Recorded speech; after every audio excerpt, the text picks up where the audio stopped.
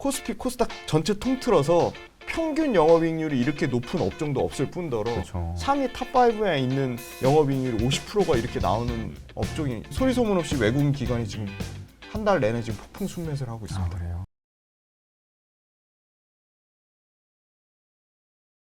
그럼 2020 말고 네. 올 한 해를 바라봤을 때 네. 혹시 뭐 1년 이상 네. 뭐 가져간다고 봤을 때는 네.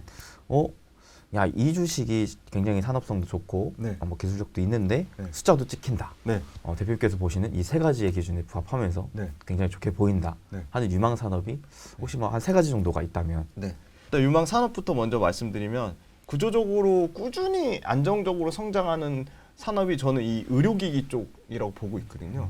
의료기기가 크게 주가가 빠지지도 않았고 그쵸. 뭐 어떻게 보면 하방 경직성이 좀 견고하게 유지가 되고 있고요. 의료기기랑 제약회사는 좀 다르게 보셔야 돼요. 제약회사는 약간의 뭐 신약에 대한 개발 기대감으로 좀 올라갔다면 의료기기는 실제 숫자가 찍히는 걸 확인하면서 올라갔다. 그리고 의료기기 전체 시장 자체는 연간으로 15% 이상 성장이 나오는 시장입니다. 전체. 그러니까 뭐 정확한 데이터는 아니지만 각 의료기기 내 소산업군별로 나오는 성장률을 제가 평균을 계산해 봤더니 15%는 나오더라고요. 저는 제가 기준으로 봤을 때 15%가 성장률이 전체 산업의 성장률이 15% 나오는 거는 나름 메가 트렌드 산업이라고 할 수 있다고 보고 있습니다. 그리고 의료기기 관련돼서는 어떻게 보면 약간 필수 소비재의 성격에 가깝다고 볼 수 있다고 보는 게요. 건강하게 오래 살아야 되잖아요. 이 건강에 대한 관심은 인간의 본질적인 욕구랑 관련이 있어서 네. 이게 절대 망하지 않을 수 있는 산업이다. 그리고 젊은 분들도 그 관리에 엄청 신경 많이 쓰잖아요. 제가 작년부터 네. 피부과를 다니기 시작했어요. 그러니까요. 피부과 다니시는 분들 생각보다 되게 많아요. 네. 그러니까 여자분만 받는 게 절대 아니고 젊은 남자분들 엄청 관리해서 많이 받고 약도 무진장 많이 먹고 맞아요. 뭐 건강기능식품 보조제 이런 거 엄청 많이 먹고 그래서 이게 구조적으로 성장할 수밖에 없는 시장이고 그리고 K-푸드, K-컬처만 있는 게 아닙니다. K-에스테틱. 맞아요. 네, 의료기기가 해외 시장에서 진짜 잘하고 있어요. 특히 중국 쪽에서 인기가 많잖아요. 중국 쪽에서 엄청 인기가 많고요. 지금 가장 넘기 어렵다고 보는 미국 진출하는 기업들이 늘어나고 있어요. 뭐 루트로닉 같은 회사는 이미 미국의 매출 포지션이 40% 이상 되고요. 클래시스 당연히 미국 진출하려고 하고 있고 제이시스 메디칼 마찬가지고. 세 번째는 다른 업종이랑 비교할 수 없는 압도적인 영업이익률입니다. 영업이익률이요? 영업이익률. 저는 그 영업이익률이 많은 걸 내포하고 있다고 생각합니다. 그러니까 네네. 영업이익률이란 건 어떻게 보면 기술적 해자가 될 수도 있고 시장의 점유율이 담고 있을 수도 있고 그다음에 소위 말하는 바잉 파워, 구매력도 다 그 영업이익률에 녹아 있다고 볼 수 있는 게 영업이익률 높다는 거는 우리 항상 반도체 업체들 마찬가지고 그 경기 관련된 소위 말하는 경기 소비재 밑단에 있는 밸류체인들이 위에 뭐 대형 철강사, 화학사, 삼성전자, 하이닉스에 계속 저도 실제 엔지니어로 일해봐서 너무 잘 알지만 네. 그 CR을 엄청 때리거든요. 코스트 리덕션을. 그러니까 이게 이 밑단에 있는 밸류체인 하단에 있는 업체들은 마진 남기는 게 진짜 너무 어렵습니다. 그렇죠, 사실. 그렇죠. 예, 중소기업 운영하시는 뭐 사업장 하시는 분들은 너무 잘 아실 거예요. 네, 가격 네. 경쟁도 너무 치열하고. 가격 경쟁도 치열하고 위에 눈치도 봐야 되고 그래서 이런 영업이익률을 유지한다는 것 자체는 그 회사는 그냥 검증이 돼 있다. 그냥 딱 일목요연하게 말씀드려요. 그래서 야 그럼 의료기기 회사들 영업이익률이 얼마인데 제가 전체 숫자가 찍히는 회사들의 한 30개 기업을 추려서 평균 영업이익률을 계산해봤더니 32%가 나왔습니다. 야, 엄청 전체 높네요. 평균. 근데 그 중에 상위 탑5에 들어가는 회사들의 평균 영업이익률 40%가 넘습니다. 크레시스가 영업이익률 51%거든요. 그러니까 코스피 코스닥 전체 통틀어서 평균 영업이익률이 이렇게 높은 업종도 없을 뿐더러 그쵸. 상위 탑5에 있는 영업이익률이 50%가 이렇게 나오는 업종이 사실 업종이나 기업 진짜 손꼽을 정도로 없거든요. 그래서 이 영업이익률이 그럼 과연 깨질 것이냐? 저는 해외로 나가면 오히려 더 좋은 영업이익률을 더 유지하는데 도움이 될 거라고 보고 있고요. 그리고 의료기기 업체들 재미난 게 한 번 장비를 세팅을 하면 소모품이 나가거든요. 맞아요. 잘 아시죠? 네, 저도 네. 올해 이 미용 의료 네. 쪽으로 네. 되게 관심이 많아서 네. 공부를 해봤는데 네. 특히나 작년부터 소모품 매출 비중이 급격히 늘어나고 맞습니다. 네. 이게 보니까 그러니까 저도 받아보는 입장에서 느끼기에 네. 특히나 코로나 이후로 네. 다른 사람이 쓴 걸 내가 쓰는 게 좀 아, 찝찝하더라고요. 맞습니다. 그거 또 있죠. 네. 그래서 이제 그 병원 측에서도 피부과 네. 측에서도 네. 그런 이제 고객들의 니즈를 반영해서 네. 최대한 한 번 쓰면 그 소모품은 버리고 네. 또 새로 구매하고 네. 이런 식으로 많이 하시더라고요. 네. 굉장히 중요한 포인트를 찝어주셨는데 건강과 아무튼 직결돼서 이런 감염이나 이런 거에 저희가 코로나 때문에 너무나 민감한 그쵸. 상황이잖아요. 그래서 소모품은 구조적으로 성장할 수밖에 없다. 근데 소모품이 장비를 일단 예를 들어 2022년에 클래시스 이제 신제품이 나왔어요. 갑자기 제목이 생각이 안 나는데 그 신제품이 나와서 100% 장비를 깔면 그 다음 연도에 30% 이제 소모품 매출이 발생하고요. 그 다음 연도에 또 30, 그 다음 연도에 30. 그러니까 3년치에 대한 소모품 매출이 일단 장비를 깔면 보장이 되는 거고요. 그렇죠. 그리고 소모품의 마진율은 55%가 넘습니다. 크래시스 나가는 소모품 마진율 보니까 55%거든요. 그러니까 매출에 대한 그 증가폭 자체는 둔화되더라도 영업이익 증가폭은 유지가 되더라고요. 그러니까 엄청난 거죠. 그러니까 숫자가 제대로 찍히는 업종은 헬스케어 진짜 전체 업종 통틀어도 뭐 탑3 안에 꼽을 정도로 숫자가 너무 좋다. 그래서 좀 믿고 안정적으로 투자할 수 있다. 그래서 저는 헬스케어를 중장기적으로 계속 좋게 보고 있습니다. 네.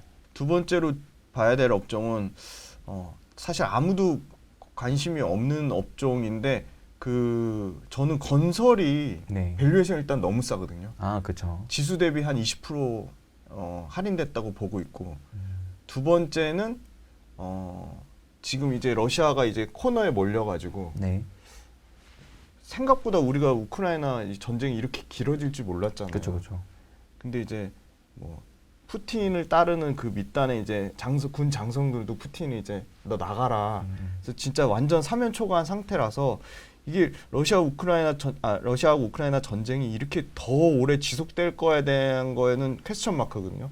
그래서 그 시기를 예측할 수는 없지만 올해 안에는 전쟁이 좀 종료되지 않을까. 저는 그냥 제 추정치긴 한데 그렇게 봤을 때는 어찌됐건 간에 우크라이나 관련된 재건주 중에 건설 기계 쪽이 한번 시세를 줬거든요. 맞아요. 근데 건설 기계는 줬는데 건설주는 전혀 그거에 대한 그 소위 말하는 밸류에이션을 못 받았거든요. 그 이유는 저희 건설주의 특징이 다 국내 주택에 대한 포지션이 너무 커서 대부분 매출 50% 이상 국내 주택이 가져가니까 국내 주택 그 비중 때문에 건설주 자체가 그 굉장히 좀 소위 말하는 그 밸류에이션을 못 받았는데 삼성 엔지니어링 이건 어떻게 보면 업종보다 기업에 가깝겠네요. 그러니까 삼성 엔지니어링 회사는 국내 주택이랑 전혀 무관하거든요. 그렇죠. 100% 그냥 EPC 회사거든요. 그리고 두 번째는 그 소위 말하는 이제 이 중동머니, 오일머니라고 하는 게 1, 2년 동안 유가가 그래도 최근에는 뭐 70분 중후반대에서 좀 빠졌지만 일단 먼저 유가 빨리 말씀드리면 유가도 제가 봤을 때는 수요가 엄청나게 폭증하지 않더라도 공급이 수요에 따라 그만큼 늘어나지 않으면 가격은 유지된다고 보고 있거든요. 그렇죠. 철저하게 수요 공급의 원리니까. 네. 근데 이 오펙 플러스라고 하는 이 집단이 철저하게 그들만의 자기 이익 집단인데 과연 공급을 그렇게 확 늘려서 가격을 떨어뜨릴까? 저는 절대 그렇지 않을 거라고 보거든요. 그들도 철저하게 공급량을 조절해서 공급이 올해 2023년에 정유의 공급이 폭발적으로 늘어날까? 전혀 그렇게 보지 않고요. 공급이 제한된 상황에서 수요는 아직 중국 그 리오프닝에 대한 기대감은 뭐 본격적으로 반영됐다고 보긴 좀 어려울 것 같아요. 약간 과도기에 있는 것 같고 그래서 공급이 제한적인 상태에서 수요가 조금만 뒷받침된다면 유가는 다시 뭐 큰 폭으로 오르진 않더라도 지금의 가격대 이상 최소한 80에서 100불 정도 수준을 유지한다고 치면 중동의 오일머니가 그 벌어들인 돈으로 가장 많이 하는 게 뭐 최근에 재미난 거는 막 카카오 엔터도 투자하고 있지만 그거는 약간 단편적인 부분이고 오일머니로 많이 하는 거는 제가 플랜트 업계에 있어가서 너무 잘 알거든요. 플랜트 엄청나게 많이 짓거든요. 정유학 플랜트. 그래서 제 동료들 물어봐도 과거 1, 2년 거의 그 수주를 못 받았다. 근데 올해부터 드디어 수주가 터진대. 오일머니 수주가. 화공 플랜트, 발전 플랜트, 뭐 석탄 화력 플랜트. 석탄 안 써야 되는데 환경적인 이슈 때문에 못 써야 되는데 결국은 지금 신재생이 100% 대체를 못 하니까 어찌됐건 간에 석탄 화력을 당분간은 써야 될 것 같고 그럼 석탄 화력 발전 플랜트, 화공 플랜트 지을 수밖에 없거든요. 그러니까 유가로 벌어들인 이 정유로 벌어들인 엄청난 이 돈을 오일머니를 플랜트를 짓는 데 쓰면 플랜트 가장 잘하는 EPC 업체들이 몇 개 정해져 있거든요. 뭐 일본의 JGC라든지 미국의 플로르라든지 뭐 이런 테크닙이라든지 뭐 유럽의 테크닙이라든지 이런 회사들이 꽉 잡고 있는데 이런 회사들은 과거에 1, 2년 동안 또 어려웠어요. 왜냐하면 뒷배경이 없거든요. 근데 삼성 엔지니어링은 화공 플랜트를 안 하더라도 삼성전자 반도체 공장, 뭐 테일러 공장, 삼성전자 평택 공장, 삼성전자라는 든든한 뒷배경, 든든한 형이 있으니까 화공 플랜트에서 수주가 안 나오더라도 삼성전자 물량을 삼성물산하고 삼성 엔지니어링이 도맡아서 하니까 기본적으로 매출과 이익을 바닥을 깔아줬던 거죠. 그래서 힘들지 않았어요. 다른 이런 해외 EPC보다. 그런데다 이제 오일머니가 터지니까 오일머니 관련된 프로젝트가 본격적으로 나오는 게 올해부터 실적이 반영되거든요. 뭐 아랍에미리트 60억 불, 사우디아라비아 뭐 아미랄 프로젝트 30억 불, 그다음에 뭐 쿠웨이트 무슨 프로젝트 20억 불. 그래서 수주를 딱 합쳐서 계산해 봤더니 작년에 예상했던 것보다 훨씬 초과된 8조가 나왔고요. 전체 신규 수주가. 올해는 못해도 여기서 보수적으로 잡아도 50% 이상 수주가 더 나온다 그래서 12조 수주를 잡고 있거든요.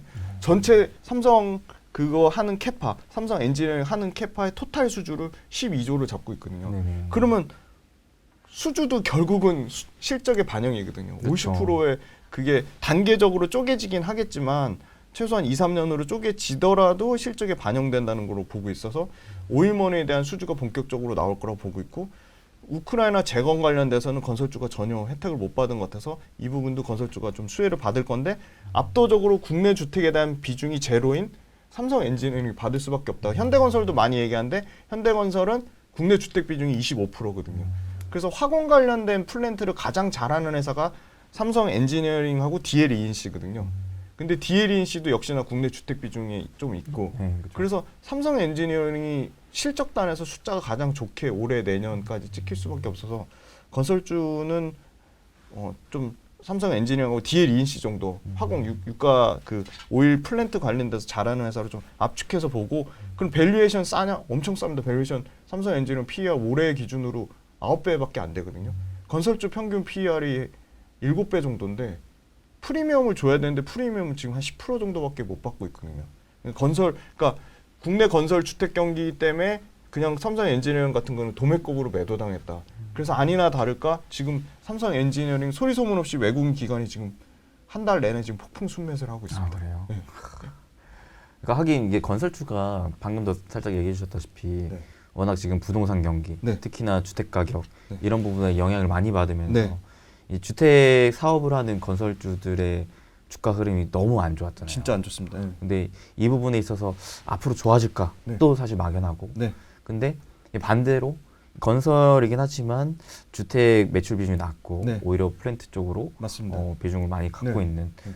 이런 기업은 오히려 네. 그 난세 속에서 영웅이 네. 좀 될 수 있는 그렇죠. 부분이겠네요. 건설주에 엮여서 도매급으로 매도당했는데 삼성 엔지니어링 입장에서 너무 억울한 거죠. 그래서 그거를 분명히 외국인이나 기관은 알 것이다. 그래서 아마 외국인이나 기관의 발빠른 선침해가 지금 들어오는 걸로 알고 있고요. 네. 그러면은 이게 네. 플랜트가 많이 깔린다고 했으니까 네. 플랜트가 깔리면 그 안에 들어가는 기자재, 관 이런 거 당연히 좋아집니다. 네. 그러면은 조선 기자재도 네. 좀 가시게 봐도 네. 되겠네요. 기자재 하는 업체들이 조선하고 플랜트 양분해서 같이 갖고 있거든요. 그렇죠. 그리고 성강밴드나 그 태광 같은 업체들 말씀 주신 간 이음새 하는 업체들 좋을 수밖에 없는 게 그들만의 치킨 게임이 끝났어요. 맞아요. 네. 몇 개 안 살아남았어요, 네, 진짜. 한 5개 정도밖에 네, 안 살아요. 5개 정도 역시 공부를 워낙 많이 하시니까 딱 아시는 그 5개 업체가 시장을 독식할 수밖에 없어요. 그래서 그 회사들 올해 내년까지 계속 실적 좋을 겁니다. 감사합니다. 네. 그리고 마지막으로 탑3의 네. 업종은 또 뭐가 네, 있을까요? 마지막 업종은 저도 지금 이제 엄청 사실 그 연예인들 잘 모르고 사실 별로 관심이 없는데 전 드라마를 엄청 좋아하는데 네. 최근에 재밌게 보신 드라마 있어요? 최근에 재밌게 본 거 재벌집 막내 아들 너무 재밌게 아, 봤고요. 네. 너무 재밌었죠. 드라마 이거 절대 무시 못하는 게 그렇죠. 드라마도 P와 Q가 동시에 증가하는 구간이다. 일단 물량 자체는 늘어날 수밖에 없는 게 넷플릭스만 OTT가 있는 게 아니잖아요. 디즈니도. 디즈니 플러스 뭐 HBO, 애플 TV 뭐 국내에도 티빙 이제 나오니까 쿠팡 플레이 나오고 뭐 엄청나게 많이 나오더라고요. 그러니까 실제로 그 소위 말하는 이 납품처가 엄청 다양해졌다는 게 저는 포인트고, 기존의 방송사가 막 횡포 부려가지고 드라마 이 제작하는 컨텐츠 프로바이더 입장에서는 굉장히 저마진으로 나갔다는 맞아요, 거예요. 맞아요. 예. 이 받는 단가 구조가 되게 나빴거든요. 방송사에서 떼고 뭐 광고에서 떼고 뗄 거 다 떼고 나면 마진율이 떨어졌는데, 이 OTT를 선호할 수밖에 없는 게 콘텐츠 입장에서도 예를 들어 유명 작가들 있잖아요. 뭐 김은숙 작가, 네네네. 뭐 무슨 홍자매인가? 뭐 홍자 그런 작가들 있잖아요. 네네네. 그런 작가들은 기본적으로 마진을 30%를 깔고 들어간대요. 그래서 깔고 들어가는데 만약에 시즌제로 제작이 가능하다 그러면 50% 이상 마진을 더 받고 들어가고, 그러니까 수익률이 보장된 상태에서 제작이 들어가는 거죠. 그래서 예전처럼 저마진 구조에서 완전히 탈피하고 있고, 그리고 두 번째는 그 넷플릭스에서 이제 워낙 그게 인기가 많다 보니까 현지화해서 작업을 해달라. 그래서 드디어 이제 스튜디오 드래곤이 만드는 미국 현지에서 만든 드라마가 올해 이제 상반기 안으로 반영이 된다고 하더라고요. 그러니까 그게 그렇게 우리가 미국 시장 진출 뭐 어렵다고 하고 여러 가지 시도했다가 뭐 중간에 뻥 나고 이렇게 힘들어지고 했는데, 이제 본격적으로 미국 현지에서 제작이 가능하다는 얘기는 드라마 업체들이 그 수익을 많이 내는 거는 시즌제 드라마를 만들 때 1편에서 엄청나게 비용 투입이 있다면 2편, 3편으로 갈수록 마진율이 급격히 좋아지는데, 저희도 이제 본격적으로 드라마가 뭐 종이집 집 2도 시즌제가 나오고 이제 스위트홈이 대박 터지니까 스위트홈 시즌 2 만든다고 하더라고요. 그래서 이렇게 시즌제로 가면 제작사 입장에서는 엄청나게 좋아질 수밖에 없는 거예요. 마진을 잘 받으니까.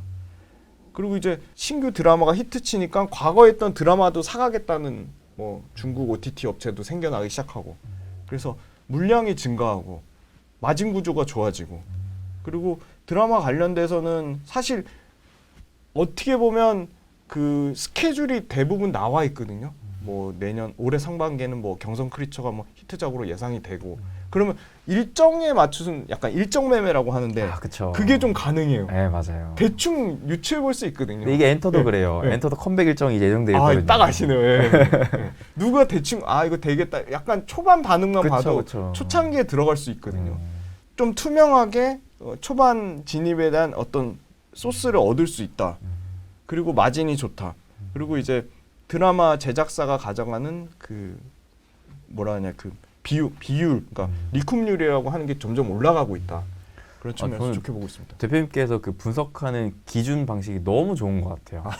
일단 기본적으로 그 산업의 침투율, 점유율, 네네. 그 안에서의 그 기업의 마진율, 네네. 그러면서 실질적으로 성장이 나오는가. 맞습니다. 네. 제가 투자할 때 성장주 투자를 정말 좋아하거든요. 네. 그래서 장기적인 투자 관점에서 성장주 투자를 굉장히 좋아하는데 네.